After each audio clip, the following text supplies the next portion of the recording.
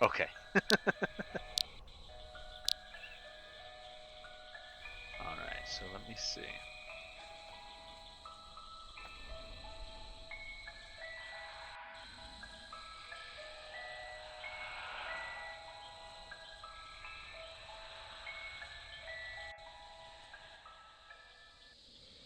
And also, I do apologize if y'all happen to hear some phone stuff in the background. I do have to keep that turned up due to the fact that uh, my father does live with me, and I kind of take care of him as well. So I got to make sure that I can hear him. But what I'm going to be doing here. So the reason I have both the programs here set out like this, and also have an actual visual so you can see what the piece looks like, is because you don't normally know what you're getting yourself into just by a picture. And that's just me personally. But with this, and I've set it up this way, um, you can see exactly what you're going to get by which piece you click on. So each of these coincide with the piece that you see there in the picture. So what I'm going to choose is going to be from Silesium number 2, right there, and it's going to be the 5th one on the top row. So I go with that, and it's going to take a second. See, there it is right there. Just popped up in front of us. And when it pops up like that, it says, so it gives you a little notification personally. It says Silesium, Resing New Sub Mesh. And it all starts off with these numbers on there, and that's nothing to be worried about. That never crosses over. You all saw the piece that I had out earlier. They all end up being completely blank to where you can choose what you want. So I have the base, but I need to make it to where it's going to actually work. So I'm going to go ahead and shrink it down some. I'm going to use both sides here because I needed to make sure it goes a little quickly. This right here would be a one texture. So it's a one face right now. If you wanted to do two faces with this, it would be two separate mesh pieces for that to work. But when you get it to upload, it'll all be just one piece, one prim for everything that you put here. And you can, like I said, when you click, as you can tell, the color changes when I click on it. That's letting the system know that that's going to be a new texture for that spot. So not to have it correlate with the rest of it.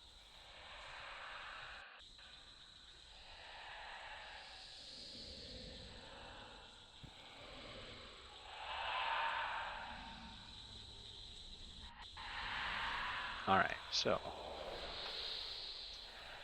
I'm going to start off with like a dice tray sort of look in the beginning, right here, just for the bottom part. Then I want to have something that's going to be a little bit more interesting, and I think I just figured it out, and it's going to be amazing. And if anyone else says otherwise, then I'm sorry. I'm the creator. I get to tell myself that. Um, let's see. I think I'm going to go with from Jin or Silesium Jin 1.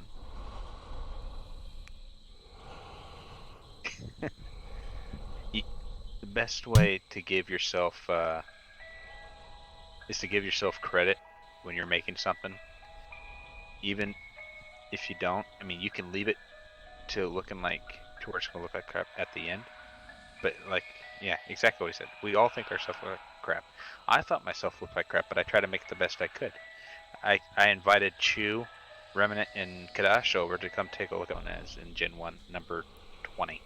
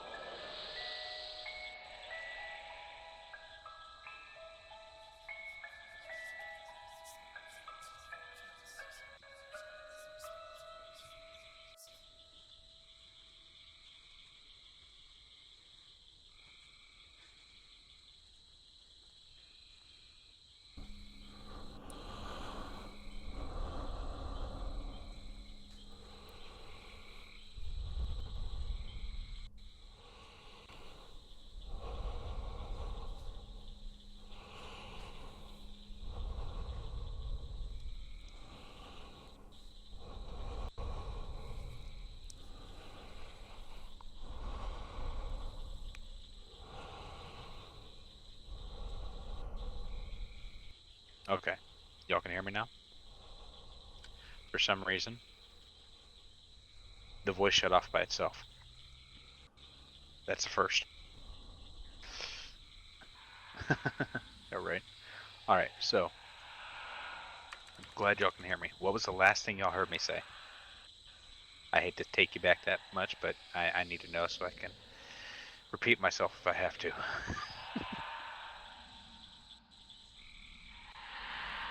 Yeah, yeah, the beholder has struck again for sure. Yeah.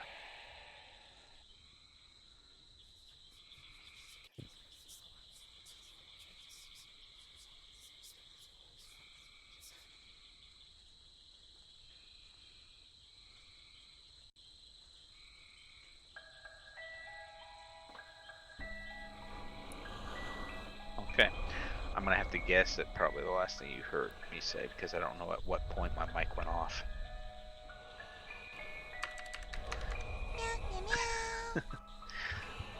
I'll start from the beginning. Did y'all hear me start to say the detail of what I was shooting for with this piece? Wow, that was the last thing you remember?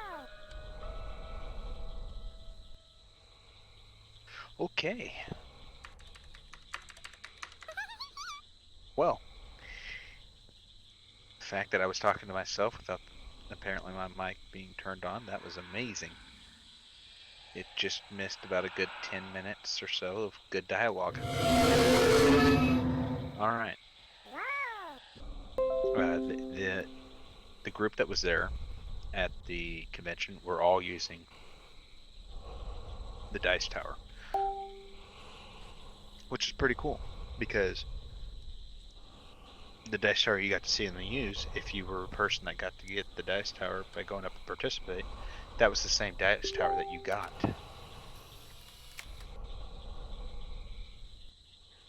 So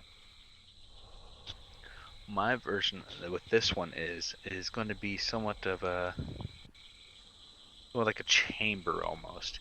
You're gonna drop your dice down, and it's going to end up in a chamber down at the bottom, which is why I have the pyramid up at the top there covering the dice tray itself.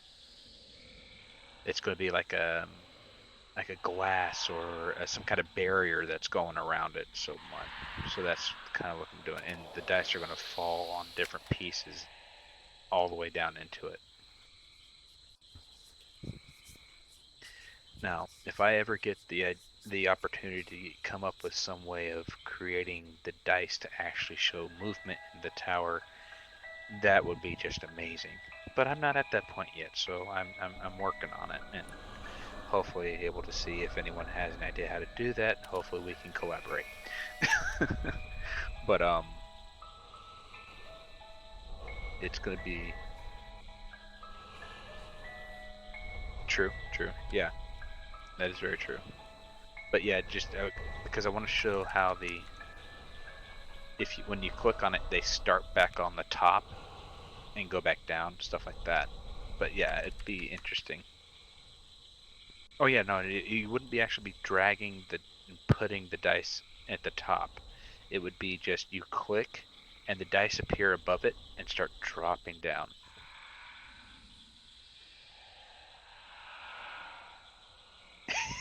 No killing sense. Understandable, understandable. See, these guys have been a great help when it comes to understanding things a little bit better. When coming to creation, since they've been at it for a little bit now. Chu, of course, if y'all haven't known already, uh, does dioramas for different tabletop games and stuff like that. And Remnant himself has created an entire system, which I use in my builds as well to be able to play D&D here in SL, um, as if we were in RL. Uh, and his store actually hosts D&D campaigns in their studio Dyer Hall.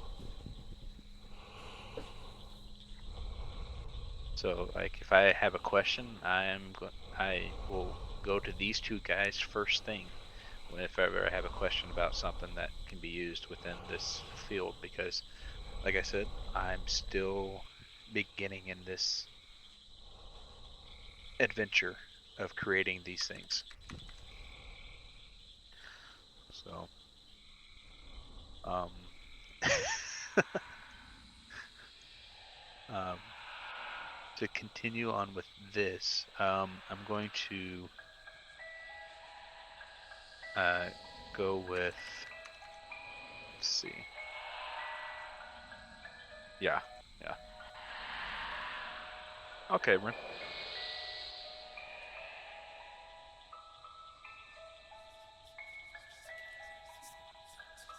All right.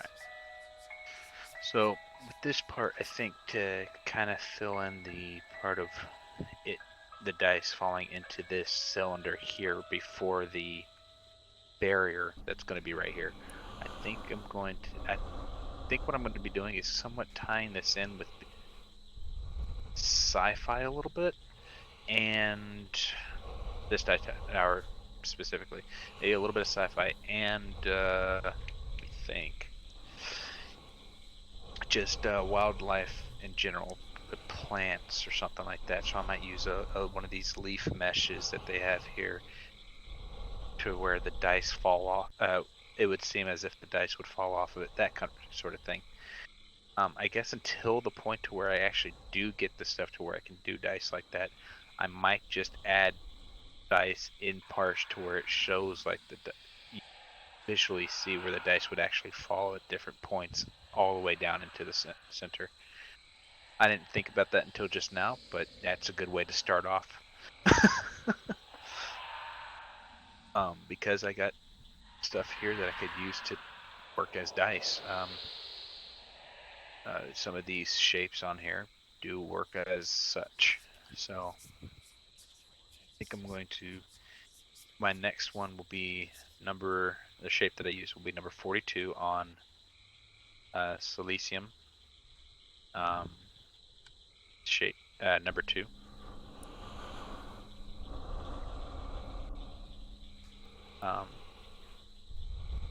Not quite sure if y'all heard what I had said earlier about silicium making it to where it's easy not to get confused by which part you're that you're pulling your shapes from and how it progresses. Um, each generation that they came out with, uh, the Silicium 1, the Silicium 2, and Silicium 3, they didn't sit there and start over at 1 on the board for you. No, they kept it continually going. The numbers didn't stop going up with each piece that they have here. So you never get confused with that, which I found very helpful. Let's see. I'm going to go ahead and take this like that. Drop it down some more. Come in. And get it lined up. Now, not too sure about other creators, but me personally, that is, I have to have everything on the grid, the SL grid for editing. Otherwise, if it's not, then I don't know if it's going to be straight. Like I said, I'm a man of detail, so I have to make sure things are straight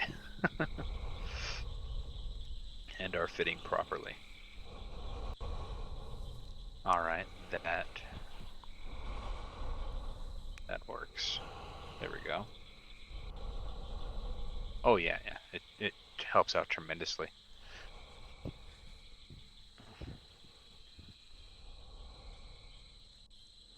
All right. I think that I will be leaving the same texture as the dice tray itself.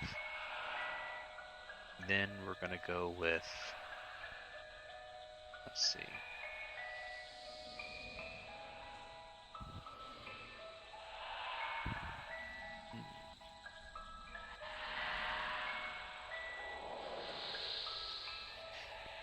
Now the reason, I'll put it this way, the reason why I said I was going to make it a little sci-fi slash earthy kind of feel, nature kind of feel. Is the fact I've been playing a lot of Ark recently, and so I've been, and it's Ark Survival Evolved for those who don't know the full name of the game.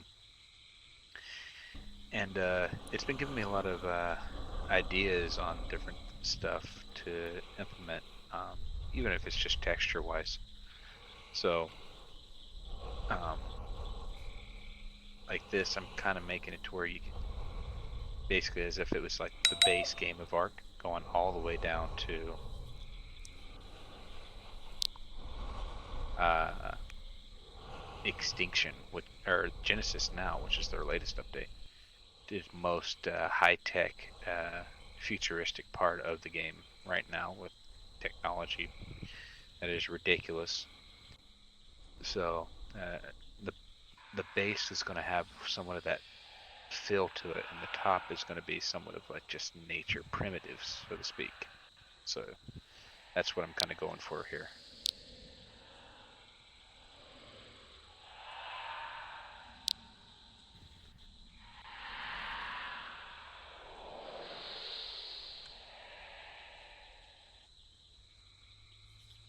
Okay. I think I'm gonna go with going down to that. Need a branch of some sort. There we go. I think I'm gonna go with number 9. Hmm. Oh, they switched it up on me actually. I think the I just realized this. Sorry. The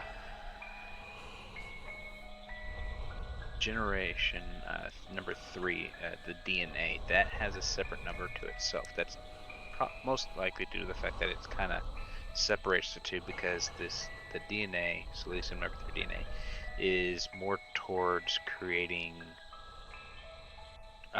foliage and trees, landscaping, so to speak. Um, that's what the shapes on here are for. And so I think that's why they did it differently from the other two that they did previously. I was sitting there praising them about them not repeating numbers, and then I look again, and there it is. All right, so I'm gonna go with on Silesium number 3 DNA. I'm gonna go with number 19. So it's gonna look like this. We got a branch that we can use now.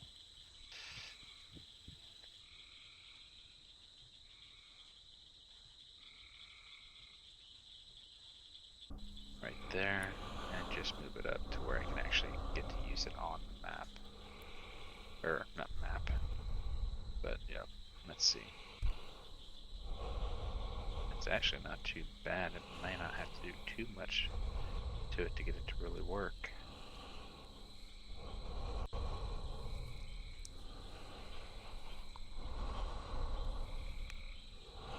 Let's see. I'm going to move it over, shrunk it down, move it over to about right there, as if leaving room for the dice to fall down in there. And then I'm going to add a couple leaves, maybe a couple of small twigs, so to speak. Go ahead and take care of this right here real quick. Don't need to be too big, otherwise your dice tower will actually be bigger than the rest of anything else on the table, and you don't want that. You don't want to be the thing that everyone sits there and eyeballs, just like, is that part of the game, or what is that? So, make sure that we don't have it draw too much attention. But for now, I think it's going to be pretty interesting to see where this goes. Go ahead and get, let's see. Let me ask you this, for those who may just be getting into creating stuff. Exactly. Yeah, exactly. Um, is there anyone that doesn't quite get the concept of editing an SL to a certain point? I know. Um, that some people have a hard time understanding how the editing process works on SL. if you have questions about that, I can help you out with that as well. Not a lot? Okay. I've been on this game for, since 2008. So I've been on here 12 years. I I was here when we didn't have sculpts or mesh. We were using prims. So I've learned to adapt. And I've always had something I wanted to edit, whether it was editing scripts to make it the way I wanted to do, if it was available to do so, or objects, make it look how I wanted it to. I dove right in when I saw. It's like, well, I think I can make it just a little bit more how I feel it needs to be. And since that day, I've just been editing stuff as I go along.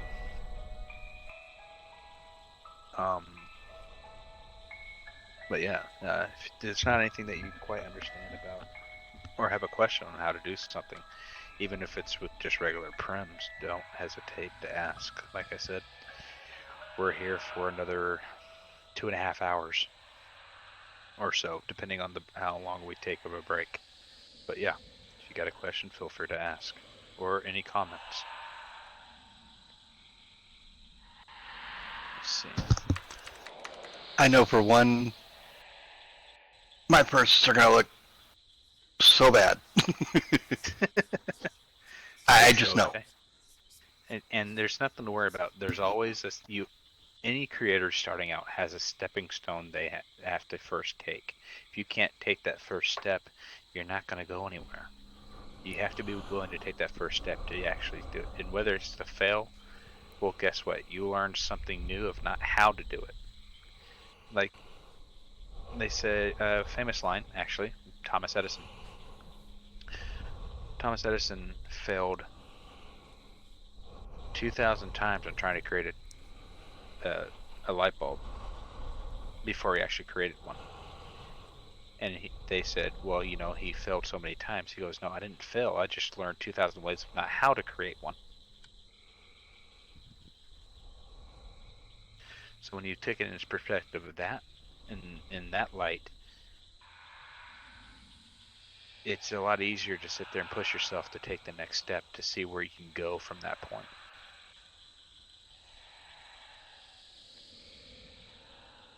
Go ahead and close some of these chats, because some of these chats are getting really way too long. Getting bugged, it's starting to go up. Exactly. It does kind of bog. Yeah, I had so many chats that had opened up while I was sitting here, while I'm sitting here teach. I just had to close out a few. It was like, okay, that's starting to take up the screen. Don't bite me. There's no reason to. Okay.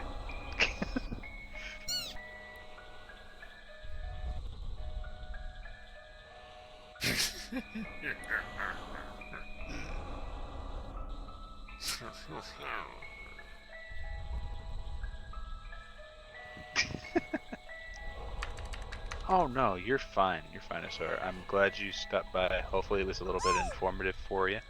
I hope you had fun. But yeah, like I said,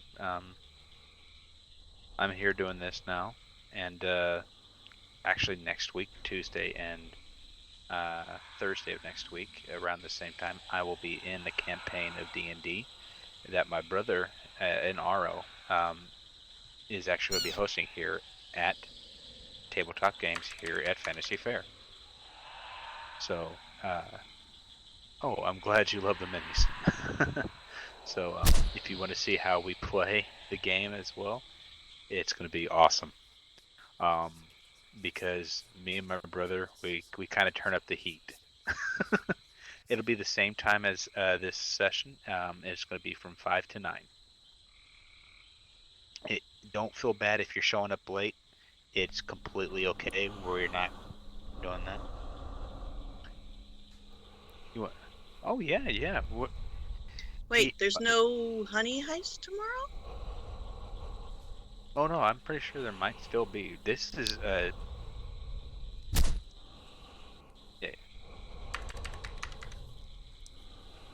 Yes. Vasari Zuzu, that is my brother.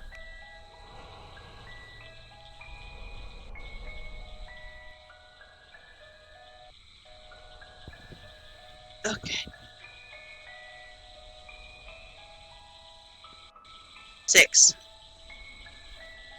Yeah. I'm waiting on that one. Okay. Now, here's the interesting part that Chu will be able to admit to, even if he doesn't really want to admit to it. When he heard that my brother was going to be DMing, and he heard some of the voice acting that my brother was doing for some of the characters, he said, "I'm so going to be there for your D&D sessions, and I will be playing."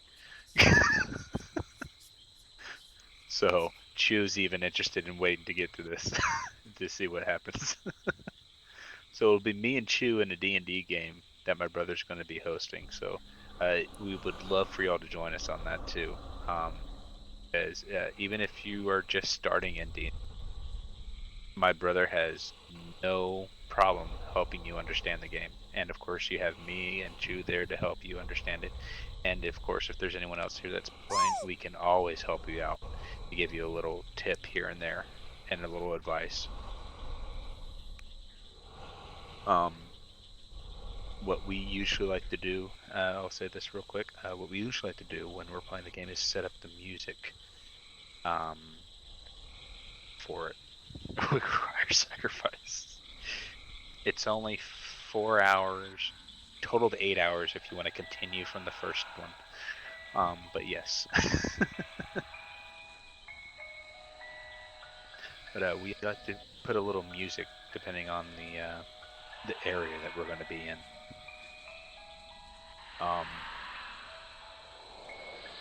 We have it to where, let's say we're walking up into a building that's kind of separated from the rest, and yet the building seems like it's going to be shackled. And yet there's no one around.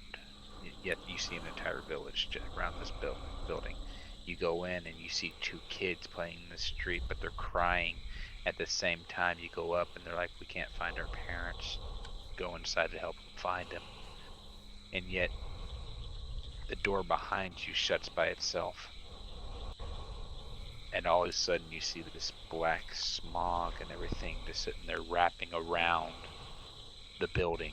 You try to look outside or try to put your hand outside, and it cuts. It scrapes against your skin sharper than a blade. It's really, really tough to even get outside. So you have to find your way through the house first before you can go back out. At those points, you would actually hear wind from the song or the music that we choose to be playing at the same time. You'd hear that wind brushing into your ears and stuff like that. We put it in that much of a depth. We make it as immersive as possible when we play.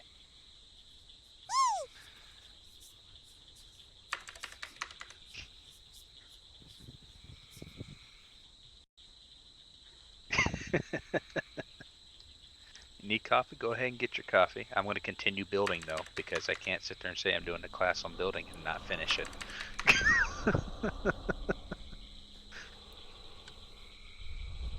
All right.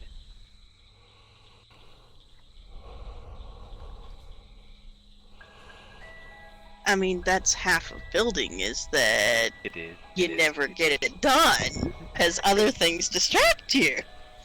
It does. It does. But that's why I told you beforehand, or on Tuesday. This is a class to where I'm going to be teaching you how to make this, and if y'all have any questions about D&D or anything like that, feel free to ask. I will help you out. It's a Q&A about D&D and then about how to make the characters itself if you're wanting to do that. So don't hesitate to ask a question. There is no wrong question. The only Well, And I I've had never played nothing. D&D. Yeah, I've had nothing to Okay. do with any distractions that Corby may have or may not have run into. Or forced upon you. Yeah. Yeah. It's all her fault I'm here. Okay, Talia. I hope you Excuse you? enjoyed uh, the class, or what you Oh, I'm were able to enjoying the see? class. I love it. Bye, Talia. See you, This is Talia. what you chose to do for your birthday. I'm pretty sure he's enjoying it. I know, but he's not. It's not my fault. He chose It's this. your fault that I'm here in the first place. I'll be honest. The first time I ever went to Fantasy Fair for the first time, I think was about 8 years ago. So it took me 4 years of SL, but I realized that they were having a Fantasy Fair. I've been here as long as you have, and this is the This is your first time, and it's the first time I ever heard of it. And this is the first time that we are actually able to be tabletop games was actually able to be actually do something in it. The fact that we're able to, they allowed us to have this area to where we can do D&D sessions and show and give classes on it. It was a big honor for us to be able to be a part of it. I can't tell you, I went into, as soon as Chu came and asked me to be a part of it, me and my brother to sit there and host the games and to do the classes. As soon as we were done talking with him, and he's in my Discord, you can ask him. As soon as I found out, I put into my announcements part in there. I was like, guys, I'm going to be in Fantasy Fair. Yeah. Oh, I remember when I finally felt I was good enough to apply to be a merchant. And my first year that I applied, I got turned down because I applied too late and they were full. Yeah. And so now this is my, let me think, 1, 2, 3, 4. This is my 5th year as a merchant. Oh, okay. And Glad to have you with me then. Glad you were able to sit down. I'm honored the fact that you wanted to see how I did this. I mean, like I said, I'm just a beginner. This is quite literally. I started doing this a few months ago. Because I can't create mesh. Yeah, I can't create mesh yet. I'm planning on learning after the fair. Spend the whole year learning how to make mesh. That's my goal for next year, is to know how to make mesh. But I'm just, I get how what you're doing, and I want to see what the finished product is to see if it smooths everything out when it makes it. Yeah. But it's an interesting way to do it, for sure. But I've never played tabletop games in real life. Yeah. And I've never played tabletop games in real life, so this is my only access. Our local library has a group. I was told I was too old. There is never. You are never too old to play D&D. They only wanted people under 30. I'm telling you personally, if you want to play D&D, and if my brother is willing to sit there and DM, or if we have a person that wants to join our Discord to DM at any point, you're more than welcome to come over and sit there and chill. Because like I said, I stream the D&D sessions. Well, I have made a gaming grotto on my house at my home. As did I. Chu's seen it, and so has Remember. Check the Giazzo. That's my gaming area. We love it. Yep. Aren't those chairs fabulous? Yes. Taking a look. Yes. if you piss off the DM, the chair eats you. So, but nice. Yeah, I mean, last year in the silent auctions, I won all the PDFs of Rowan, Rook, and Deckard. Like, very true, Remnant. Sorry, I saw what Remnant posted. Well, I mean, yeah, he's got a point, But yeah, so I'm planning on having people come play games, teach me. Someone else can DM. Once I learn what I'm doing, I can DM. But I mean, I wanted to make a place where people, friends and friends of friends, we could all get together and play. Cool. Let me ask you this: how do you feel about yourself in storytelling? She's a pretty avid role player. She's pretty good at it as long as somebody starts her out. She'll run with it. Okay. I've just never DM'd. It's just like role playing in an aspect I've of being a DM because you create the scenario for the people. Now, the way you create the scenario is by looking at what is being said to do from the book, that your guide, your starter book, your yeah. D&D edition. But if you're making a homebrew, you can make it up as you go. Well, I've played Havoc And Brigade a couple of times, and it's a okay, homebrew sort of. It's a short game. It's a one-page game kind of thing, and it's yeah. bizarre. And like Chu said, if you are a para role player, you have a And I natural am. skill in DMing. Yeah, and I am. Trust me, I she is. I'm not so much of a role player. I don't like to type too much. I'll be honest. That's why I've been on voice this entire time. And Chu will tell you, I Yeah. cringe when I have to type. I have too many typos when I type, and it hurts my hand. Yeah, and my biggest deal is when I type, I'm automatically rethinking how I'm wording it, all that stuff, because my mom. Exactly. She's like, every time I type, who the hell are you? Because I don't normally type. I have to get in a call with someone, or I'll teleport them to where I'm at. Well, my thing is I prefer to voice quite often because if I'm building, then I have to stop every time what I'm doing to type. Whereas if I'm Exactly. able to talk, I can keep working as long as they're okay with that. Agreed. But no, I definitely would like to get into one of these games, and if nothing else, just sit down through one first and see what all happens and how it goes, and then there. Because I'm an old school D&D player. I played way back when, and it was great. I mean, Nice. if you have some experience even with the first or the second edition, then 5e would be a blast. I mean, easy for you as well. Oh, I've played edition 5, not 5e, but I played up to edition 5. But Okay. yeah.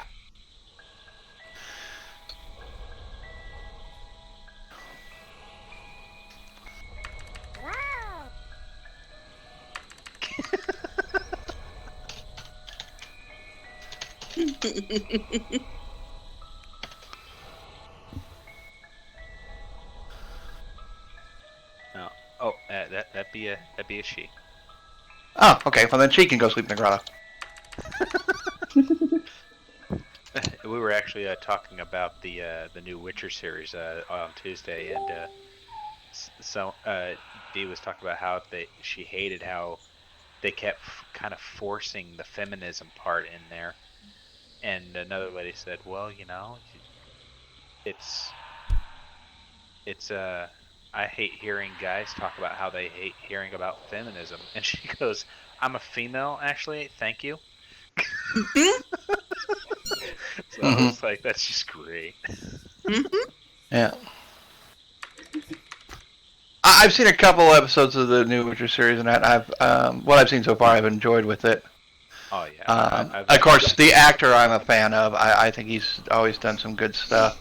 But to see him going from Superman to the bad guy in a secret agent movie to The Witcher is like, okay, it's interesting. It's like okay, we see you can have some you have a different type of acting styles. That's cool. Yeah, but I think he did a good job. I don't care what a lot of people say. I think he's doing a good job as a Witcher. Oh yeah. No, I agree. I mean, I think Carvel was a great pick. If you were here on Tuesday, you would have seen my version of The Witcher that I have, and I even did his most famous line in this show. Fuck. Yeah. Lovely. I always love that. He just looking at it and just, fuck. And just goes with it. You're just like, okay, this is not going to be good. Well, I love that Isara made the Twitcher this year. But yes. Because Isara is the one that was here. She's the one who made a lot of the Dinky mods and clothing. Like, she made this one. Okay. And she made the Twitcher this year. Ah. A Witcher in a dinky, so yeah. Yes. And Our friend Chris has it, and watched him running around with that on was hilarious. Yes, but he normally wears the Darth Vader one. Yeah, but still, Because- either one of those two with their arms stretched out while they're running just cracks me to hell up. Yep. Alright, so I get that to where it's like such. I have the Stormtrooper. I have the Darth. I have the Princess Leia. I have the Orc. I have a lot of Isosaurus outfits. I actually love the Stormtrooper armors a lot. It's just like, Hmm I hope they were bad at shooting. She's thinking about. She wants to make a Mandalorian. Oh. She wants to make a Catalorian. Yeah, yeah. Yeah, the baby Coda. Yeah, there we go. Yeah, baby butter. Baby Cata.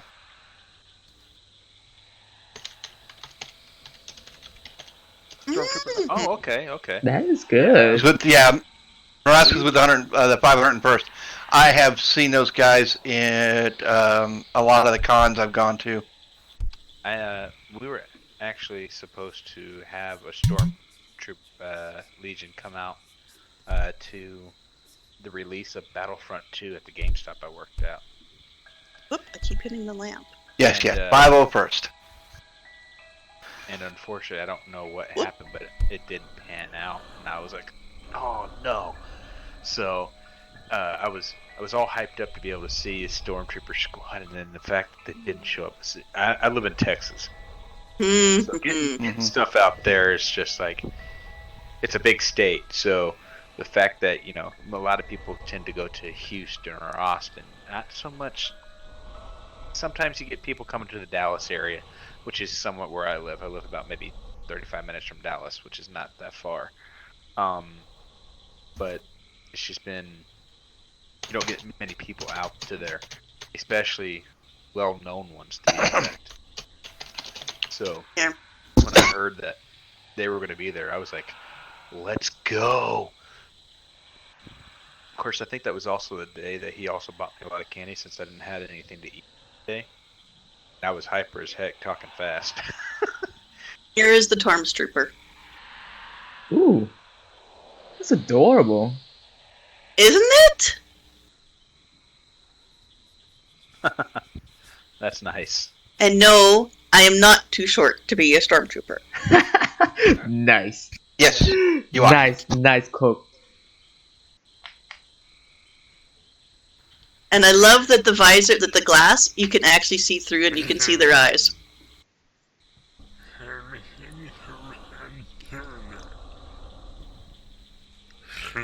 But this is my one of my favorites.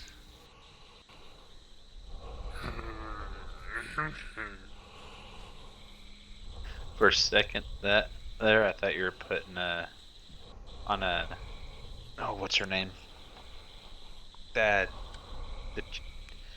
Starts with a D. Daenerys, something like that. Oh, yeah, no. No, I'm an orc. You're an orc. Now watch this. Yeah. Oh, Nice. That That's I so love. cute. that That is I so love. adorable. Oh, if you were that almost looks like Garash's setup there. But I love this. I have so much fun with it. I'm working on the leaves. I'm trying to get them tilted as if they actually would work. I might set up another branch and get some more in there. But Yeah, so you just have. having it going down to where it looks like the dice are going to fall into this. I want to say it could be somewhat like a bird bath or at least the top part, and then gets turned into something down here below. And if that case, I need to stretch this inward a little more. Be that.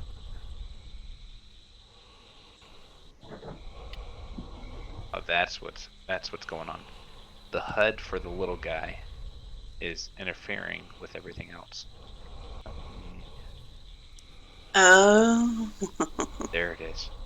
Let's minimize that because that HUD should not be there when I'm in edit mode. That's so much better.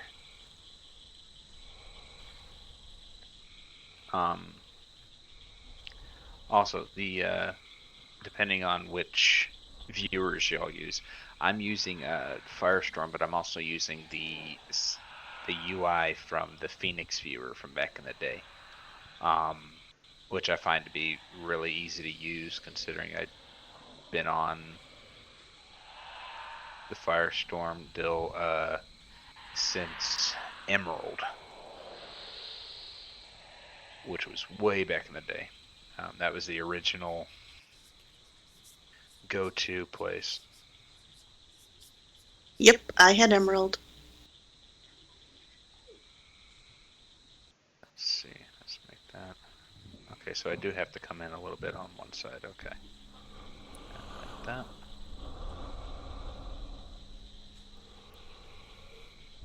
There we go. That is absolutely fantastic, Mira. I love it. And that is an awesome costume.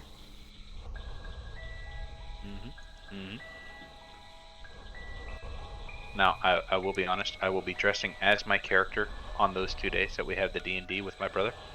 So you will see me in a Dragonborn or Dragonkin outfit. Barbarian. I'm just putting that out there now. So. Okay. I show up for Havoc Brigade like this. That's awesome. Because Havoc Brigade is a group of orcs who've been sent to disrupt something in the human kingdom. Yep. Oh, by the way, I have to put this correctly too. Otherwise, I'm not being a fellow. 40! There we go. I had to do that. Sorry. I definitely do play WoW tremendously a lot. And I am on the Horde side. I've never actually played WoW. What? I got pulled into Star Wars! I've been pulled into Star Wars too, but I still have time for WoW. No, I play Star Wars and I play Guild Wars. I played WoW and then got pulled into PWI and I got stuck there. And then I pulled you into Guild Wars. Dude, Shadowlands is about to come out on WoW for WoW, and it is like legit.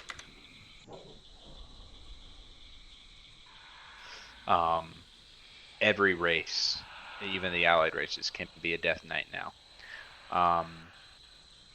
Not only that, but you'll be able to pick different covenants that are going to be in the Shadowlands. All that stuff. Let's see, what else was there? I don't believe they're going to come out with a new race in this expansion. At least not immediately. They might just try to tie in another allied race, in my opinion. That way they don't have to worry about coming up with a whole new model for something. But this new set is going to be pretty cool. I did play Star Wars: Old Republic quite a bit. Okay. I got 30. That's what I play. Games on. Yeah, I got 30-something games on my Steam account. I got about 15 games on my Epic Games account. I have. Okay, 3 I'm games nowhere on my near Origin. that level. I have a few games on Origin. And then that's all just right now on my PC. I haven't even started on what I have on my Xbox. Oh my lord. See, my friends just recently got me into XCOM. Yeah, I got over 150 games on my Xbox. I don't have one of those. I only have my computer. But my friends recently got me into XCOM, so I've been playing that. Oh, yeah, I know that. And Armello. Armello is actually a decent little game, and it's actually a nice way to sort of learn tabletop. Okay. Because that's what it's set up to be. You roll dice and everything. What do you think it is? Is that the number I'm looking for? It is, okay.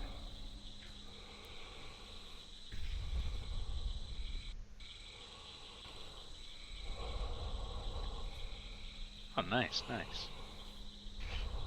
And then, of course, whenever we have a convention in town, me and my brother run immediately to the gaming areas so we can play D&D. That's one of the first things we do when we get in there. So we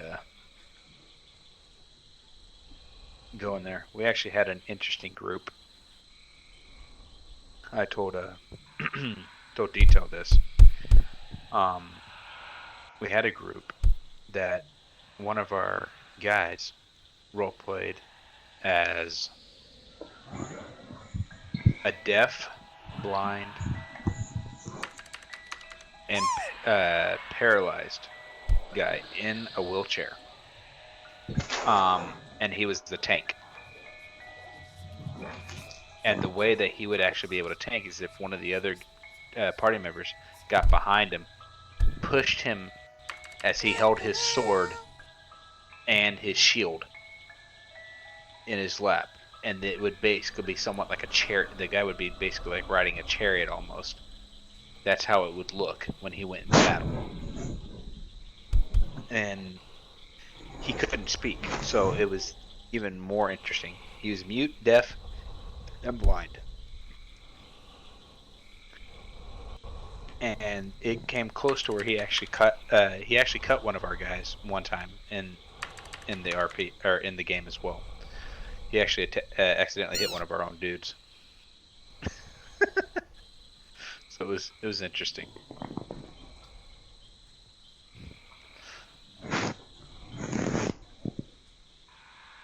So yeah, in D&D you kind of make your character however you want to. It's a lot of fun, in the aspect of your background or what they look like and that and stuff like that. Um, Actually, I need to make that a little smaller. Sorry, I'm still editing here. um, but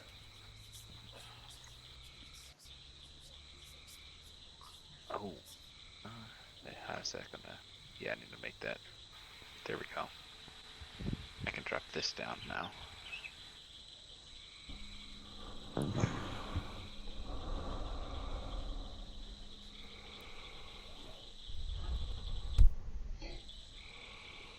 I'm not going to say this is the best attempt at doing this since I'm doing this off freehand. I'm most likely will probably pick something to do with it a little bit later, but this is going to be the general idea so far.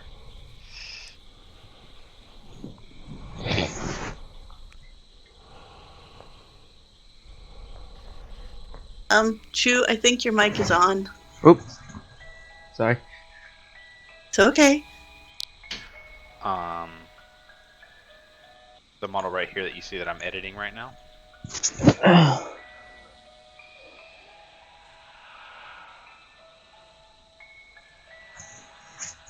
or the models in front of me. Yes, they're basically either statues that I've found, or they're actually labeled NPCs without scripts in them, that are full mod. And then I add my own touch to it to make it more immersive and impactful for what I want it to do.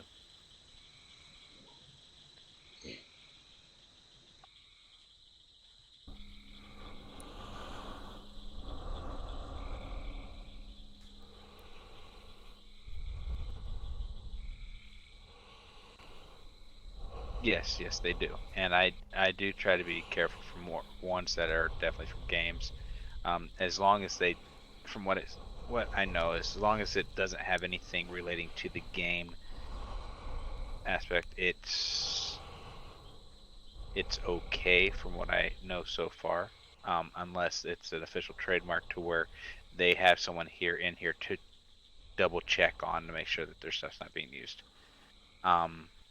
Depending, especially now with COVID, there could be uh, some people from different gaming or creating groups that are here in SL now due to the fact of the pandemic, and are searching and seeing what people are doing when their time off. and vice versa, stuff like that. So there's no telling who you might come across that actually works for a certain company. Right. So Like something generic, like a skeleton. I'm sorry, a skeleton is a skeleton, unless it's a really special one. exactly. And I don't have a problem using that. But a lot of them I just steer clear of because I'm just not sure. Oh yeah, and And like yeah. well, like this one that I have here, the Archer. Me and Kadash go way back in the fact that I've talked to him for a long time, and I've also bought a lot of his stuff, and he makes it to where, or he has it to where, I'm able to edit stuff of his that I buy from him. To the fact he likes to see what people do with the stuff that he gives, whether it be for a photo shoot or if it to be role play or a sim. Well, That cottage is just cool, period. yeah, yeah. So that's why I tend to go and yes, you will see those, and those are yeah, I've seen those things that are like that. Just about Kind of killed me interesting. one day when I went to a store and saw every single god from Smite as a statue. Yeah, And I went, oh no. yeah. You got to be careful. Major name brands, especially like I mean, clothing, like, even in here, you can't Mm-hmm. really do. Nike has gotten on to some of the creators that try to come up with stuff in here. It's big Yep. O Well, TOS. same with Disney. And then, Exactly. whereas there was just an event that had an actual allowed Hello Kitty stuff. They had actually gotten permission from Hello Kitty to build the stuff in here in SL. They were trademarked. They were allowed. Nice. Yeah. And So it's always people good are when starting to creators reach do it. out and do it that way. Yeah, it's Yeah. Then yeah, you're golden. you're safe to go. Yeah, then you're golden. But if you're not, and you're just taking, I mean, a lot of people in SL aren't big gamers. They don't recognize that these things were ripped from a game. You know? Exactly. And a lot of people didn't realize that some of their stuff, even if it was like real clothing or anything like that, Mm-hmm. didn't know that their stuff was being with their name brand being sold in SL as it was, you know, their stuff. And a lot of people would have things like that. So definitely had to be careful.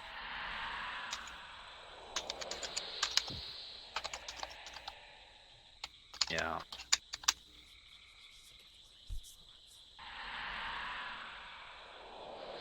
Like, you know, I'll be honest. Like I told you, you know, I literally stream on Twitch different games that I play and stuff like that, and the fact that they don't allow for SL, they do not like SL whatsoever, due to the fact that you can't control what you're going to see at all in this Mm-hmm.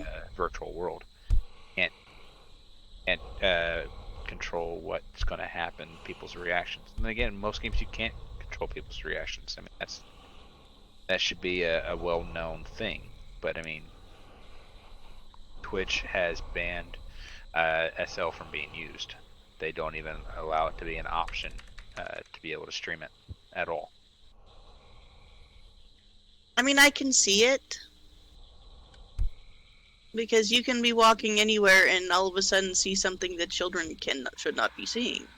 Well, exactly. You sit there And just it's standing really there, and hard to be able also, to keep it filtered. yeah, someone would sit there, walk in front, and hey, some naked person just went across the screen. My Mm-hmm. kid should not be seeing that. Yeah. Yep, naked TP is a thing. It is. It is. It is. I always have to check with my partner before I TP her anywhere, since mine's a forced TP. When I send her one, I was like, "Are you ready? You good? Okay. Is it okay to send you one? All right. Cool. Sure." Yep. I've had Gotta that make happen. sure. Let's see which leaf do I want this thing to go off of next, or what shape? No, it needs to be another leaf. Let's go with number 12.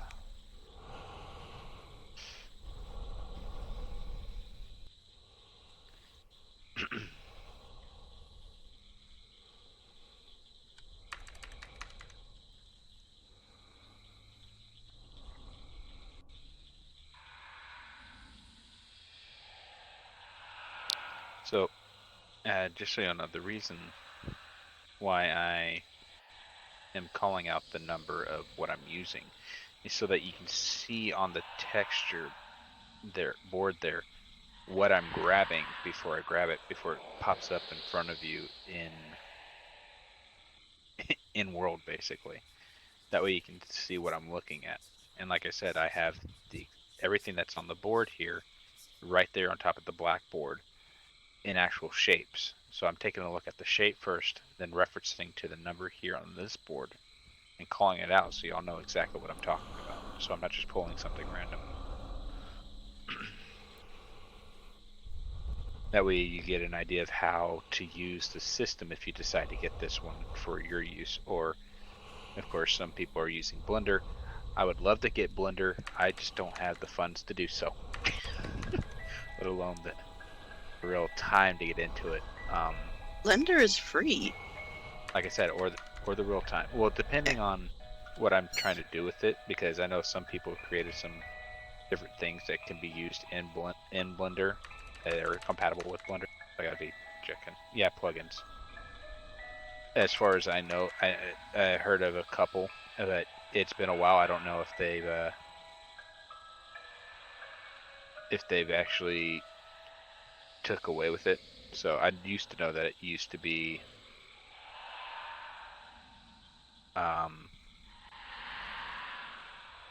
uh, plugins used to cost, depending on what you were trying to do with it. Of course, and again, like I said, this was a few years ago. I haven't looked at it since then. I just went with this since it was easier to use and it was already here in SL.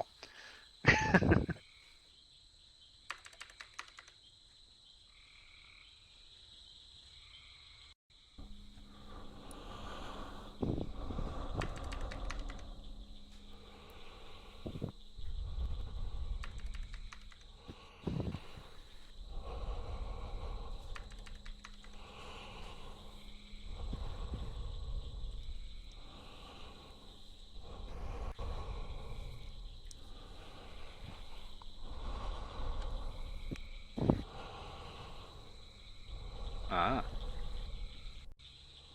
gotcha.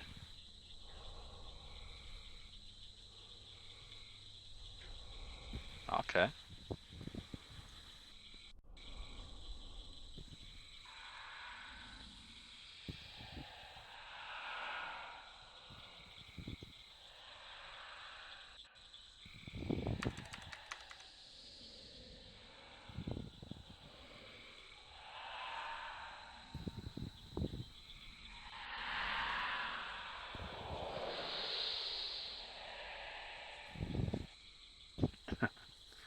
Now, I will say that with some, and sorry, I'm going back to uh, the dice tower.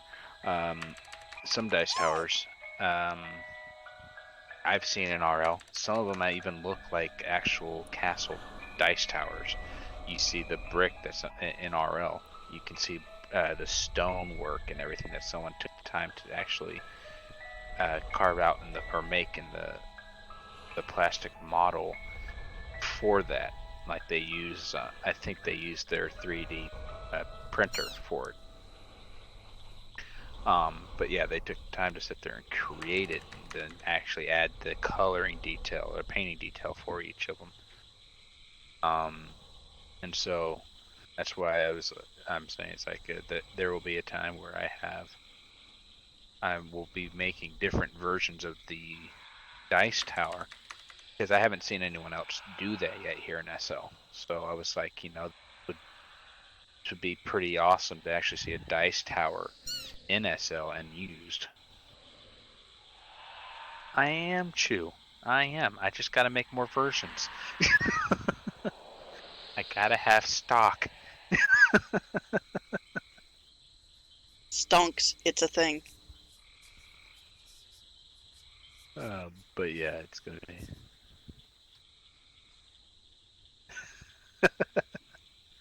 um, it's just you know, seeing the different stuff is gonna be pretty cool. Oh, It is called Silesium. It's CELZIUM, and actually you can get it off of Marketplace.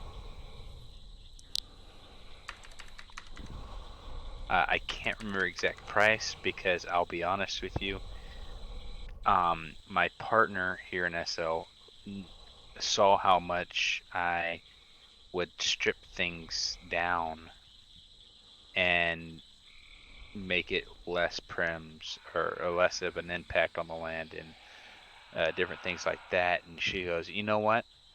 And I'm like, what? She goes, I'm just going to get you something and then you can make your own stuff because you got a good idea of what you want, but you can't find it anywhere. And I just want you to see you make it yourself because you're pretty sure you're going to do a great job at it.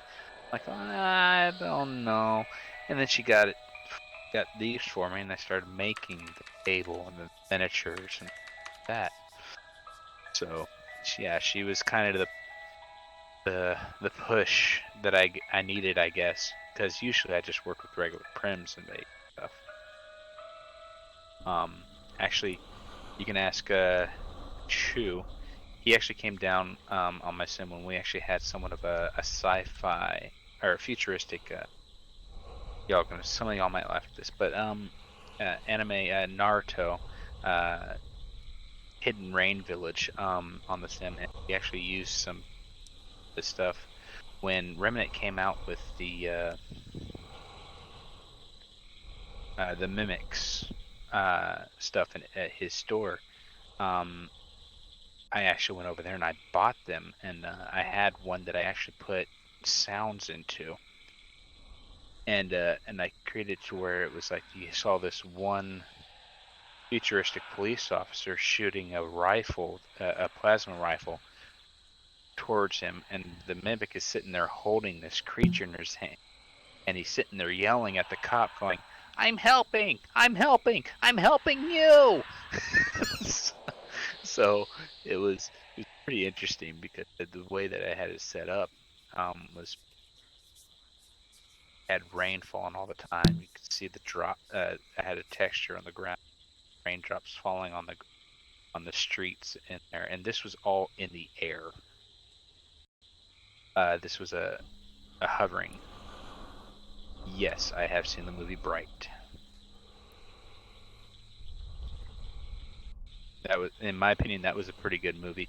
There could have been a little bit more background or a little bit more filler, but yeah, it was. I would have to agree. It was more. It was modern WoW, basically.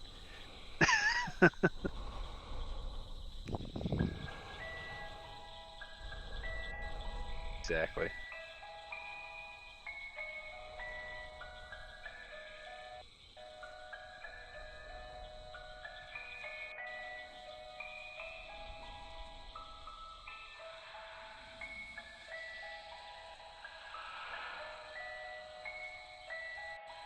Let's see, how am I gonna get this to work here? Yep, that'll work.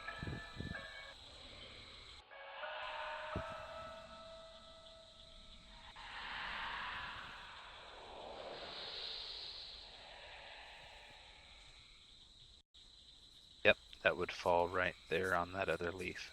Perfect.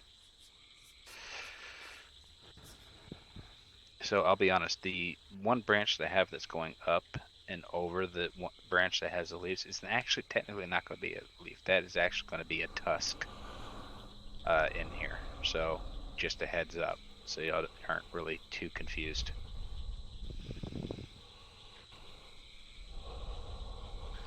Now let's see. All right, we got a new texture thing there. There we go. Oh, went too far. Go back around. And again. There we go. And then this is going to be green for that part so they know that that one's a new texture as well. There we go.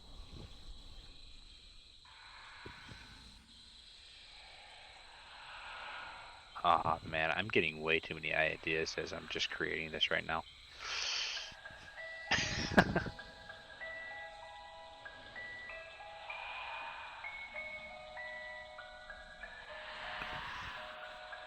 So I'm looking at possibly putting a piece in here that has water right here at the bottom. So like the dice would go through water into the dice part here. So that would be another reason why there would be a barrier or quote unquote glass on this dice tower to keep the splash from happening. We're looking over here on top of the Elysium. I'm actually creating a dice tower right there before everyone's eyes so they can see it. And while we have a chance to, if y'all want, we're going to go ahead real quick. Yeah, that huge piece will actually be shrunken down after I upload it.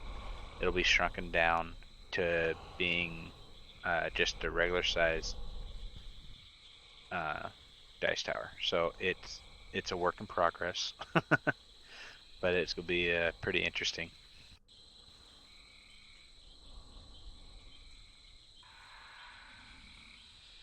I'm gonna upload it here in SL. So no, it's the Silesium, the deal you were just asking about just a second ago. This big O deal right here, it's Silesium. They have a website you go to. You input all the information that it gets when it generates the information for you, and you set it in there, and then it gives you the file that way to download to your computer, and that file can be uploaded into. Yes, it does come with instructions.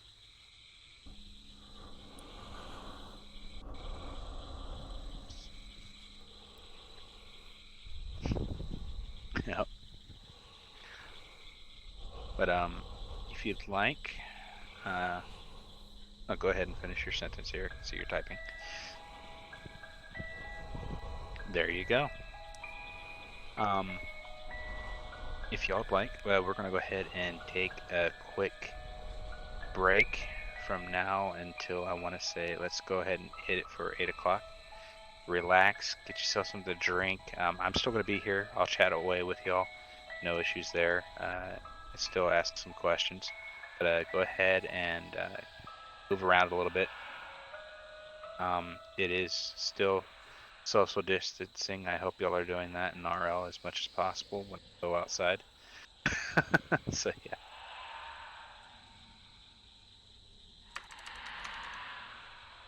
Oh, okay. I apologize, Duke. I didn't realize that, but I'm glad that you've enjoyed the class. Hey, I loved it, and seeing all this stuff is just making me want to actually start making these. Plus, I am so interested in the tabletop games now. You guys have got me hooked. And again, it's all her fault, but you know, hey. It's all good. It's all good. Yep. Yep. Yes. One of us. Yes. Yeah, you converted me. Sadly, around where I'm at, unlike with Corby, who ran into that saying that she was too old, nobody around here plays D&D anymore. They do Pathfinder or something else along those lines, but they don't do just straight up D&D. So it's kind of like, eh. Gotcha. Gotcha.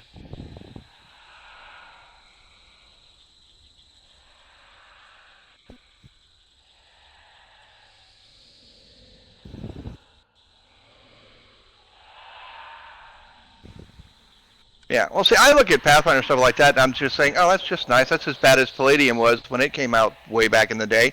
That was just another carbon copy of D&D. That's all it is.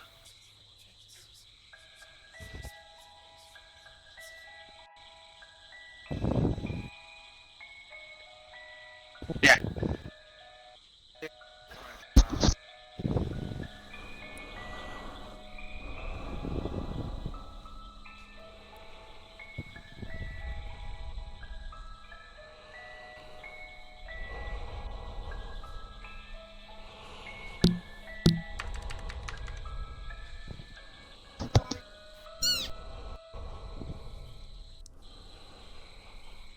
Right behind you, right behind you, right behind you. Where? I gotta find Chew. Hold on. Where's Chew standing? There's Chew standing over there. Yeah. Right over there. Oh, I see it. Click. Come on, click. Go to page. Yes, go to the page. That's why I clicked on it, you numbnuts. Oops, sorry about that. You're good. Where do I? I can add him to the Discord too, I think, can't I? I can send him an invite. Okay. Okay, this has got all the schedule and stuff. Okay, I will bookmark this page. Oh, I must have this page. I'm on that Discord as well. Okay, good. I definitely.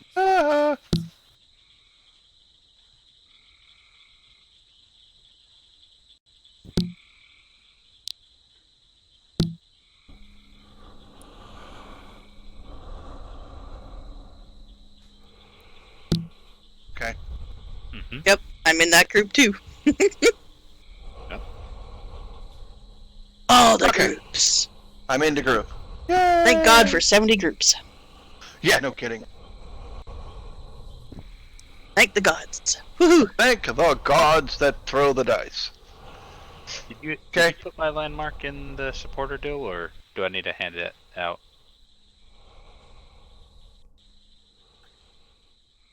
Oh, hello, logo. Oh, I'm still working on that. Yeah. Because you remember, my place is actually also a place for RP as well. As the fact that people on the first downstairs can actually role play on voice, not just typing. Different characters and stuff, and then of course, in the air is the platform where we have the D&D session. And you'll see even more of my miniatures there as well. But yeah. Okay. It's the freezing lands of the north. That's the name of the landmark.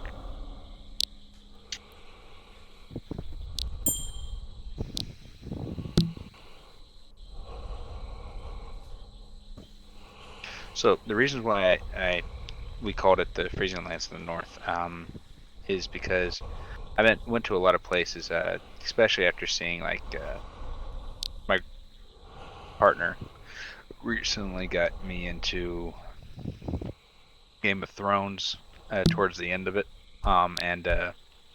but every place we went to when I wanted to be a dire wolf, they wouldn't let me be in there because like, oh, the dire wolf is too big. I'm like, how is my dire wolf too big? Ghost, Jon Snow's dire wolf, was taller than Jon Snow at just a year to a year and a half of age, our time, not in dog years. And my wolf that I was going to RP as was 26 years old. Yeah, well, and well, yeah, because the series was a little different. But like I said, mine was 26 years.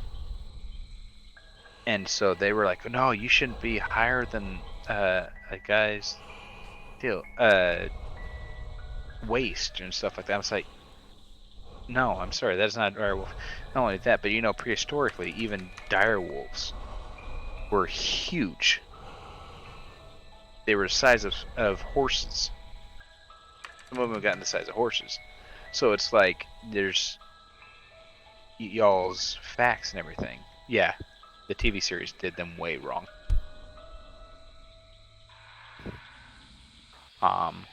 Almost as big as Detail is right now. Yeah, you could ride them as a warg. That is completely true. Actually, here, you know what? I'm actually going to find my direwolf outfit and I'll put it on so y'all can see. And I'll just teach it in the direwolf outfit for the rest of the time. Yes, detail. I have a direwolf.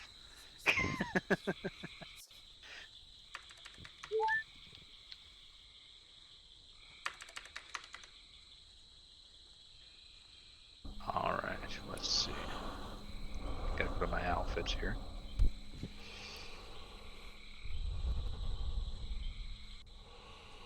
Big There puppy. it is. Okay, now we definitely have to take her home. Alright.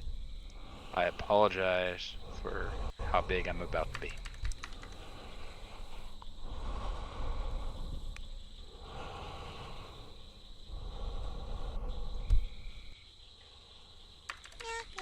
Once it gets there.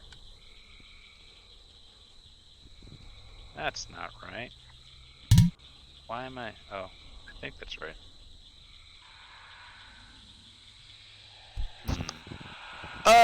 Yeah, that's about right. That's about the size of my, size of my wolf. Mm-hmm. Yeah, but that's. I had a different shape for this. There it is. It put on the wrong shape. I apologize. This is the right shape. Oh, you filled it out quite a bit there. Yeah, he's been working out, huh? Yes. I gave it a true look here. But yeah. This is basically how I had it, and they're like, "You're too big." I'm like, "Well, if you're not gonna sit there and do it correctly." Direwolves were never small animals. The only time they were small was when they were pups, and even at that point, they were the size of adolescent wolves.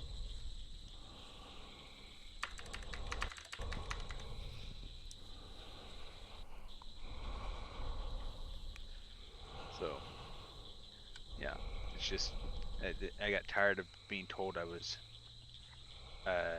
too big. I couldn't RP as that, or even we even went to a place that allowed everything, and one of the places say, well, we can't. Humans are no longer allowed here. Please leave. Yet in their description, it says that everyone's allowed. So I was like, huh, that's kind of contradicting there. So, okay, Duke, you have a great time. Well, at least try to. I don't know how your RL is going to be, but yes.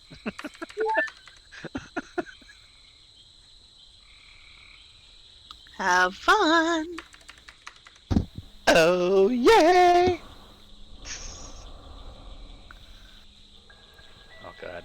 And yeah, I will definitely want to join you guys and get a chance to play some and see how it goes, because I think it's going to be just awesome, just by the figures that you're making here.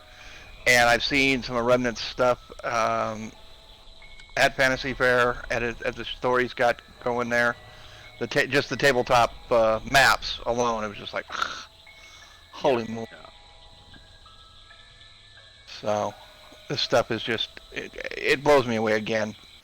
You know, I've been here as long as you have, if not, just about the same amount of time, and still.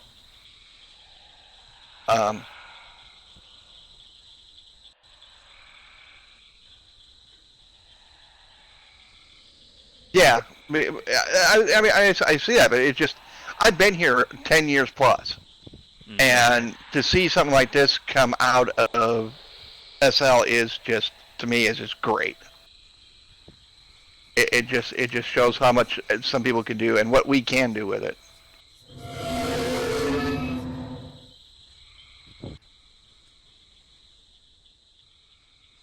Yeah. Yeah. Oh yeah.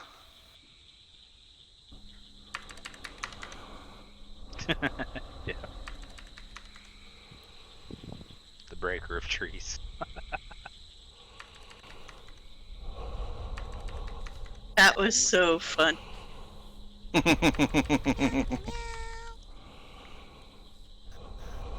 I may have been the one who ratted you out.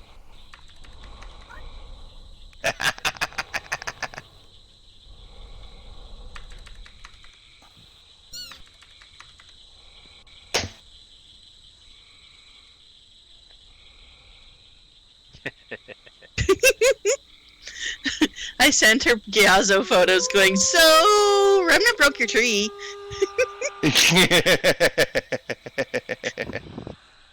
I heard about it. I was laughing. I was like, He did what? Oh Lord. Oh, you did too? Okay.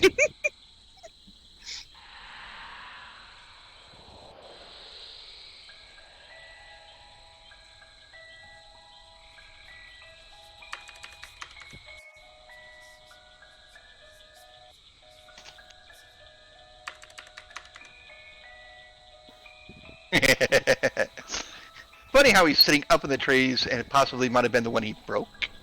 Nope, it wasn't that one. Aha! So he's trying to butter up one tree to help him with the other. Okay, got it. I'm gonna be right back. I'm gonna go get myself something to drink and possibly something to snack on. So. Alrighty. Y'all take care. Again, it was great meeting everybody, and I can't wait to see more of the tabletop games and everything else.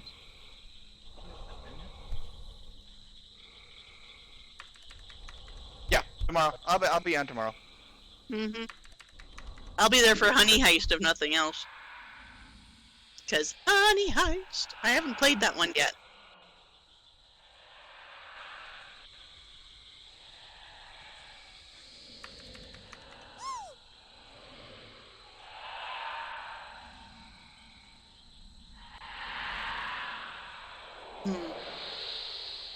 Cool. I haven't been able to play it. I've always missed it. So I want to do it this year. And then Yeah, well, we're gonna try and get I to it. always have to show up for Havoc Brigade, or Niza will have my butt. Niza insisted I come, and then last year he had me play all the kobolds, and he decided that I was better at the kobolds than playing an orc. And I'm like, okay, I'll play the gaggle of kobolds. I can do that. We'll have fun. You know, put two of them on top of each other, put the big coat on top, walk into the human bar and say, hey, we has beer! And everyone goes running for it. It's a perfect scheme. It'll work. No problem! Yep. It was fun. Yeah, or goblins or something, I don't know.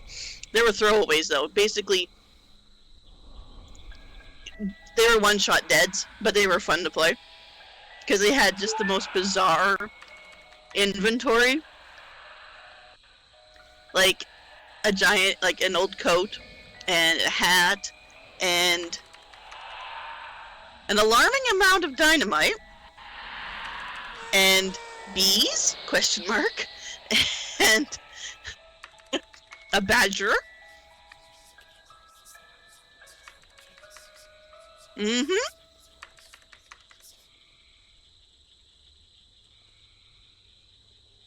Yeah, it was fun playing them. I had a blast with it. I'm probably gonna play them again this year if I can.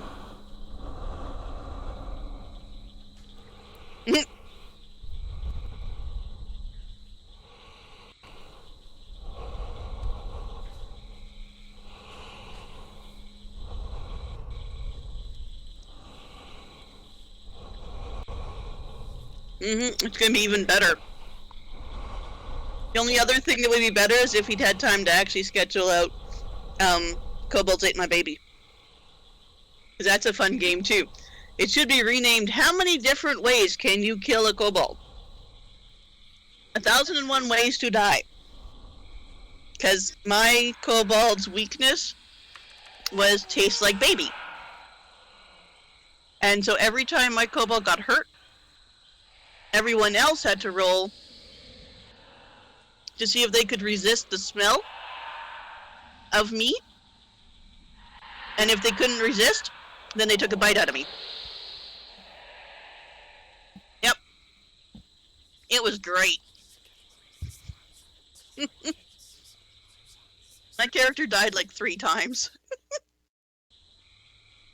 I'm like, dead again.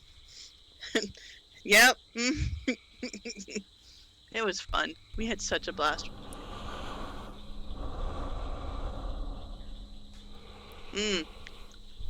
I'm looking forward to the junior next week. That's gonna be fun too. Yep.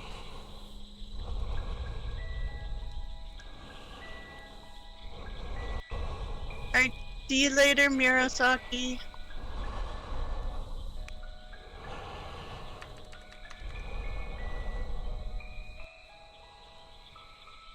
But yeah.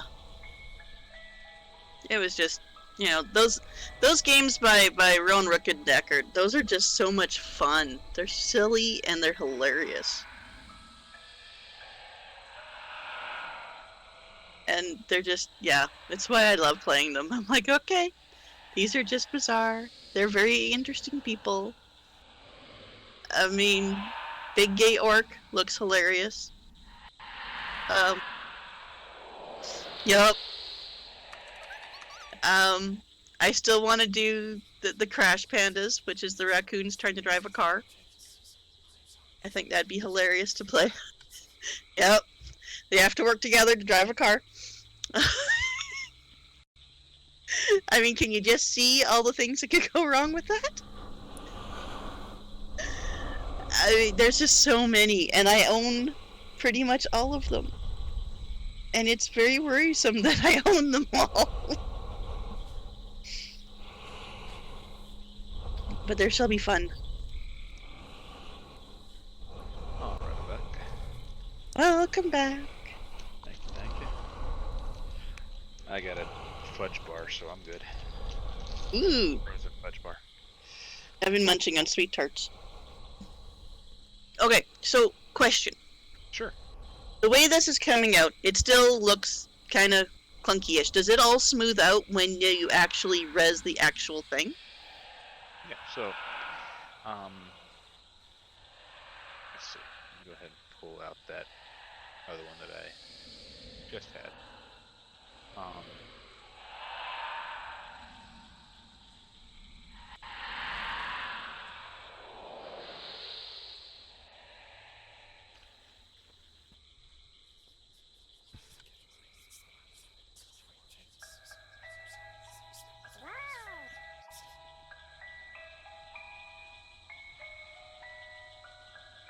He's uploading straight. That's why I'm wondering. Yeah, I don't use, so like for the platforms that I made here, and the dice table, which I'm about, or the dice tower, the one that I had originally done, which is this one right here.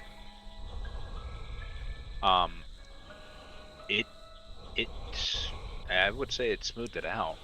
Like I said, I could texture this any way I wanted to because I already had preset what textures were going to go where, which one's going to be the same and everything. So if I was to edit it like this, let's say I want to go with, let's see, select face. I want to get that piece there. Let's go with a metal look here. Type in metal into my. So you texture it. Oh, you're looking at that one now that you res back out. Okay. Okay, because like I noticed that the pyramid bottoms were sticking out, so that goes away when you actually render the actual figure, right? I will have it to where I would shrink that part because I wish they had that, because that would have been awesome if they had a pyramid that had a base that was kind of rounded corners. It would have been awesome. Okay, so that will show up when you. No, I'm going to shrink it a little more, or even pull it up even further up. That way, it just kind of sits on top. Okay. Okay. Because I'm just trying to figure out how this works exactly, you know. Oh no, I understand. So that I know for myself if it's something I want to try and purchase or not. Oh, okay. You know. But you don't get the AO map, right? Not that I know of. Didn't look like it. It looked like you were going to have to import this over to Blender and make an AO map there. I've just used this, uploaded it straight, and because it puts it all together, it configures and puts it all together. So wherever you have it placed needs to be where you want it finalized, basically. Otherwise, you'll see the gap in between the objects and everything. when you try to res it in world or upload it in world. Right. I'm wondering about the shadow map, like the AO map. Yeah, no, Because there I is no like shadow doing. to this. Yeah, see, I'm big on using shadow maps, so I I would understand. have to take it into Blender and make the shadow map That's if correct. I bought. Yeah, Okay. I texture everything in world because I have so many textures.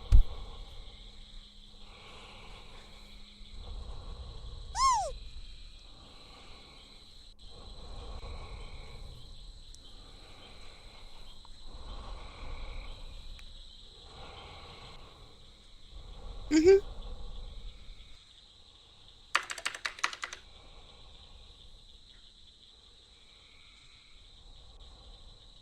Yeah, I do all of that. I make furniture too. Remember? So I know how to do the specs and the normals. It's just I do it all in layers in Photoshop. I blend the shadow map with my textures in Photoshop, so that I get that really realistic texture for fabrics and everything. I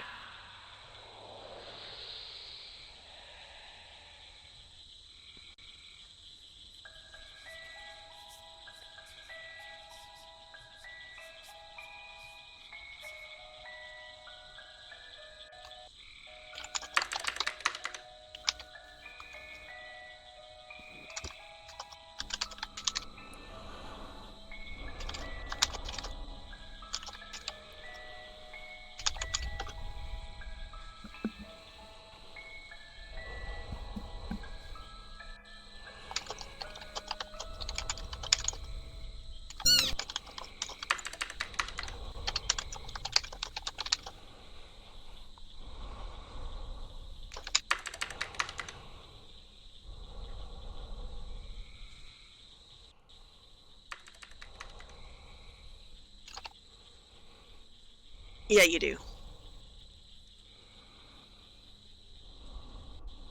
Have you not seen the unicorn rocker?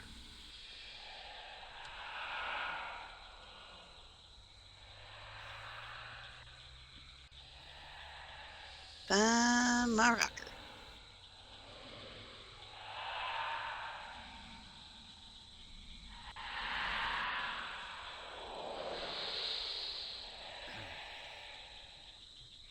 add a little uh, material, so to speak, on here as well. Give it a little shine, buffer, as it were. So, like, I got this. This is a red metal texture that I've had in here, and I added a bit of bumpiness to it. Um, dark darkness bumpiness. So anything that's dark is brought out or shown a little more. Um, if I wanted to add a little shine to it, there we go. That's on with it on low. You can see how you can see the actual ridges now, texture on the dice tower. Mhm. So doing stuff like that.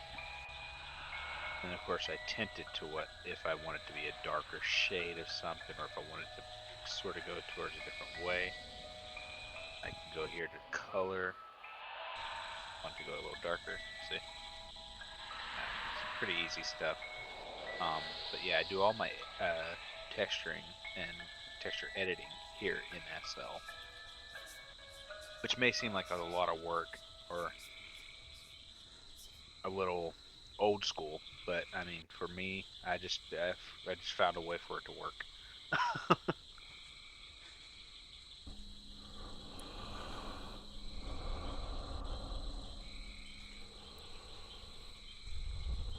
Yeah, I used to do that too, and eventually I learned Photoshop, and that's when I started doing layers and stuff. No, But I see, I'm just riding on my little unicorn. Isn't he cute? oh yeah, yeah. Yeah. So I did normals for everything, and then I did specs for the horn and the eyes, so they'd be shiny. Oh, okay. Nice. Mhm. I do have Photoshop myself because in RL, I I have like 5 different jobs in RL, but I get to choose when I do them. That's the great part about it. I get to choose which one I do each which day, all that stuff, and if I'm available or not. But I co-own an entertainment company with a friend of mine, and we make videos. We do photography for weddings, birthday parties, quinceañeras, all that kind of stuff. And so I do the editing of the photos and I do the editing of the videos as well. We're helping one company out right now with their campaign for their next to get them going in here, and using footage that we went down to Panama with them, and we're talking Panama City, Panama, not in Florida. Um, we were down in Veracruz and in the Darien jungle, where they are actually growing coffee out there, which is kind of interesting. And so I'm editing the videos on those, pulling B-roll and stuff like that, and putting it all together. So I have all the stuff. I have most of everything that Adobe can give me, really. I just haven't really wanted to try to create my own textures yet. I probably will get to a point to where I will have to. Um, but I'd like to use what. Meow, meow, meow. Yeah, unfortunately, we do have to pay for Adobe's stuff. But then again, we are a business that is using it to get stuff done. So, but we get paid for the stuff we create with it. So, hey, I ain't complaining with that one at all.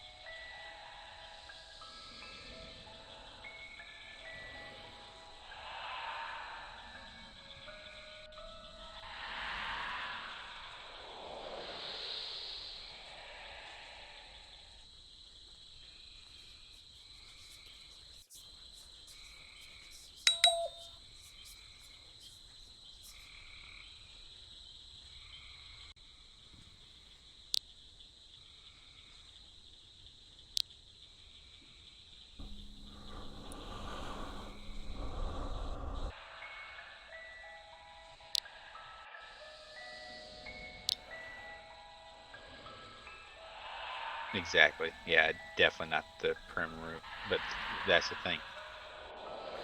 I can't have it really do that when the fact that this is all just one prim. The dice tower itself is all one prim. He's said like I said, I'm still learning on stuff, and that's why I go to people who know more than I do.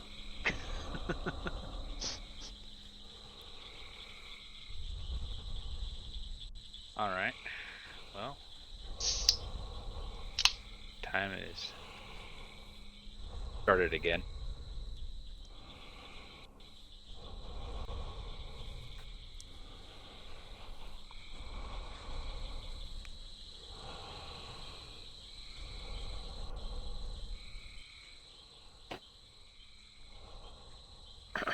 All right. Very nice.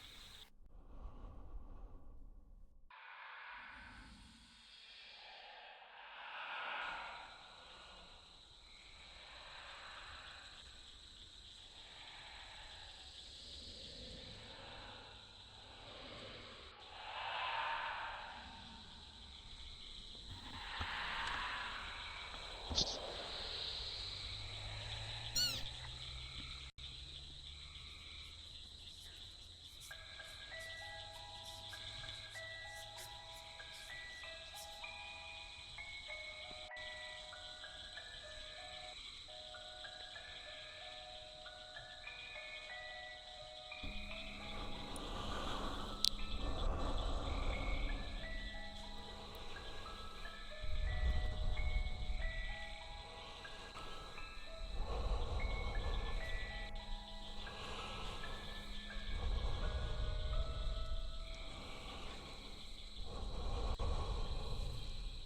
Alright, here we go. We'll go with this one.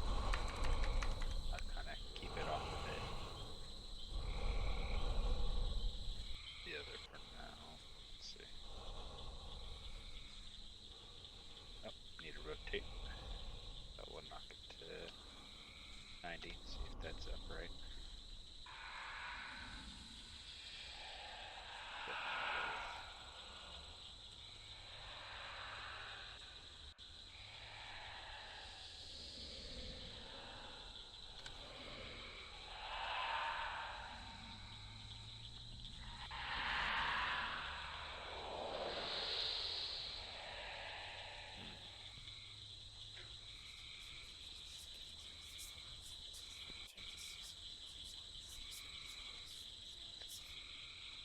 Let's see.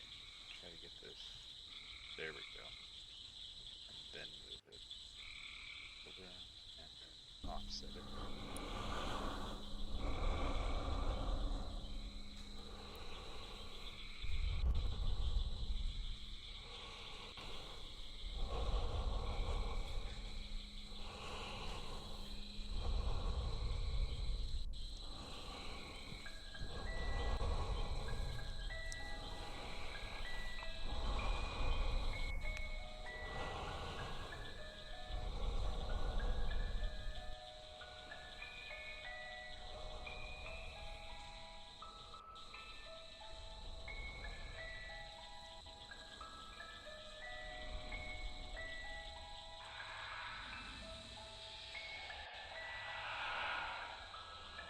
There we go.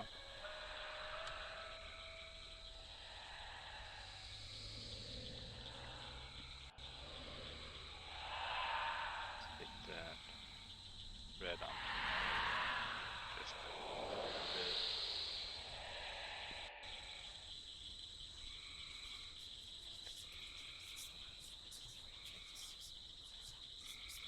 More saturated. There we go. And there's the new dice tower right there.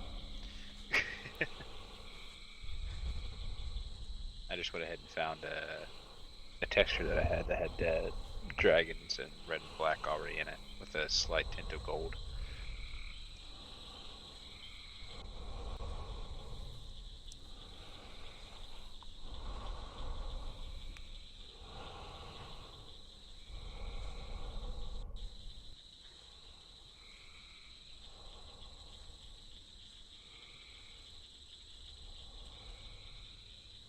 And then we move it down to an actual sized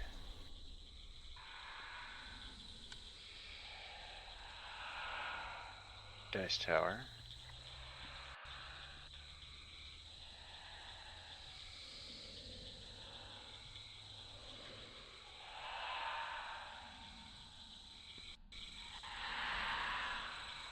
And there you have it.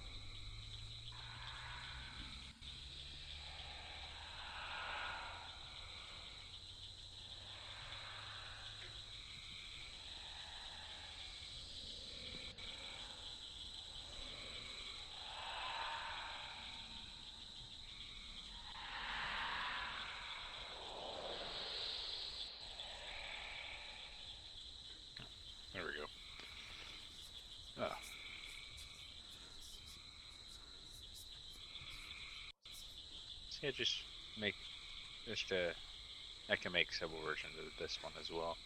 But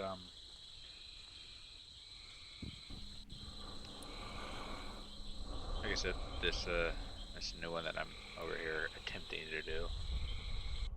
I may continue with it, I may not. I'm just throwing stuff together in attempts to make something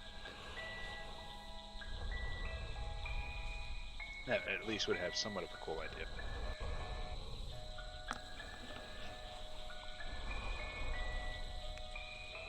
Let's see.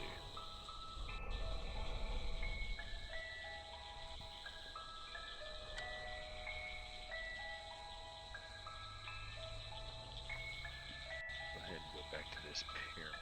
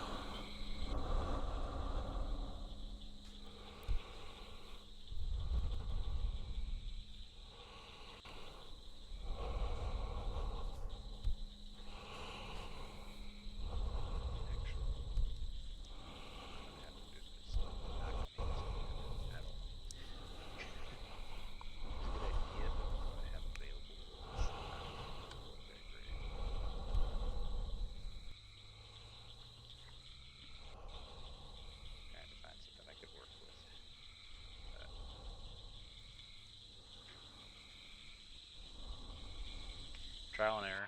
You will always know that when you're trying to create something, you will always have trial and error. You'll find things that work good, and most of the time, things that won't.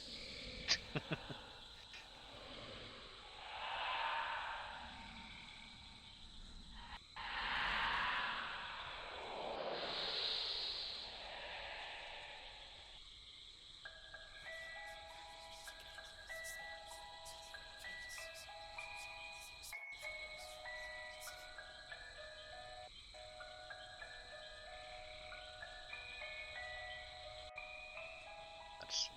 Go ahead and move these down.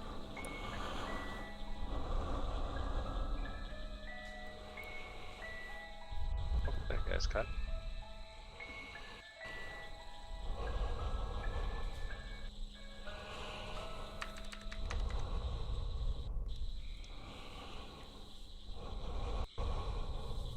Oh, okay, Corey. You have a good one. Thanks for stopping by.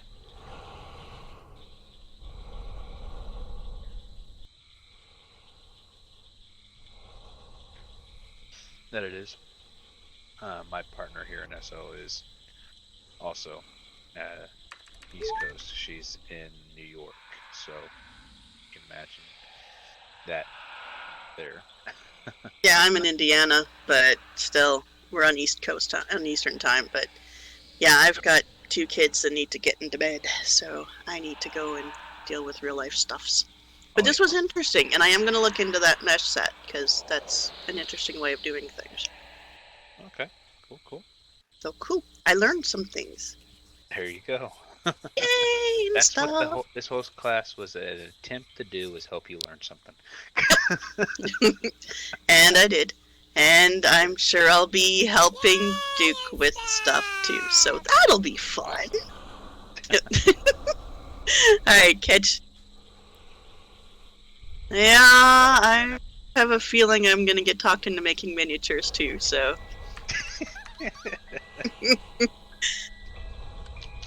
I know you will, so this is okay, and I've, yeah. Remnant already told me I have to make an angry gazebo. I'm like, okay, I can do that. So, I already have a job. So, we'll see what I can do. Alright. I'll see you guys later.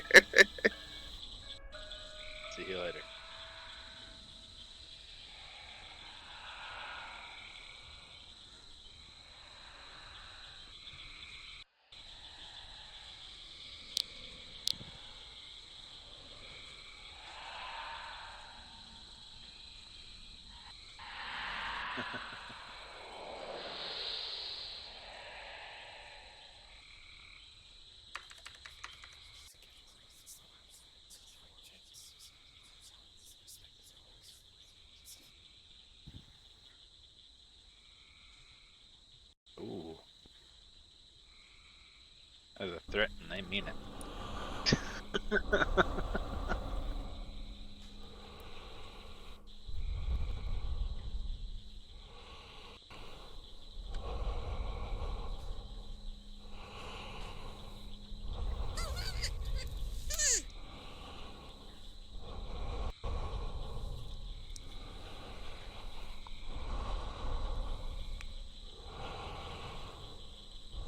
Let's see.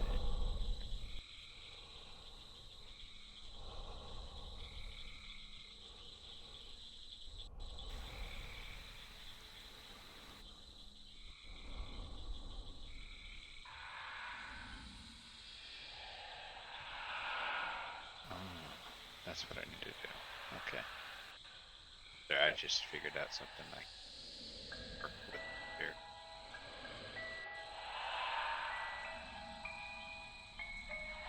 I knew what I was going for before. To really make this work, I have to adjust a couple of things. Let's see.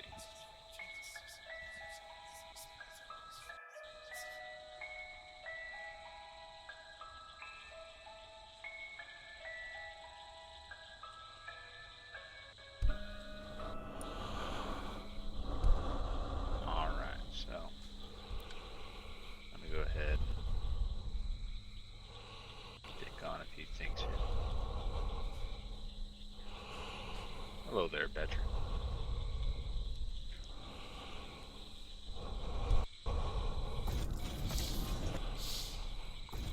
Oh, okay, man. I hope you enjoyed it. Hopefully I've been informative for the last times I've been here.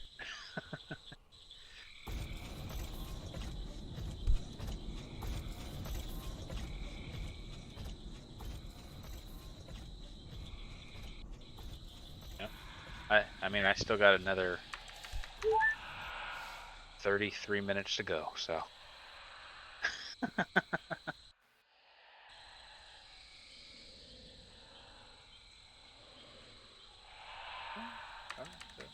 Okay, cool, because my back from doing all the moving earlier today is really getting to me.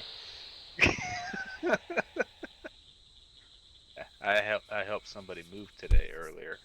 Helped them from 8:15 in the morning all the way until about 5 o'clock. So, yeah. And I had to didn't find out until. Okay. Yeah.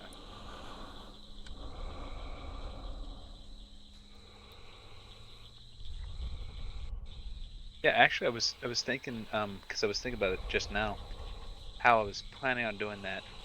At least the nature part. Why not put that in a cylinder itself and make the cylinder transparent or glass-like, and you would be able to see the dice. That way, it keeps the dice within it, and you see the dice moving down the leaves and everything as they go down to the bottom part. That's what I just thought of right there at the last part. I was like, God, that's what I should have done instead of putting the cylinder underneath.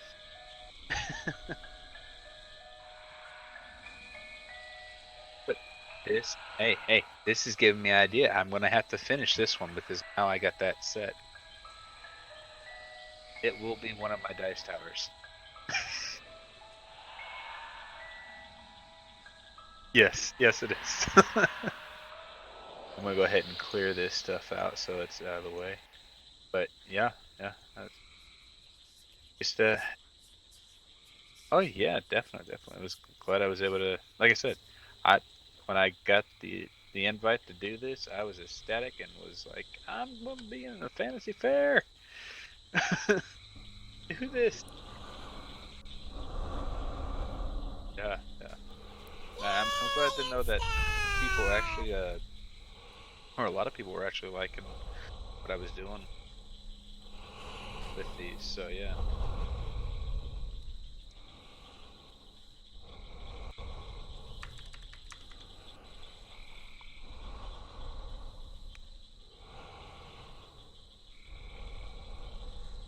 army.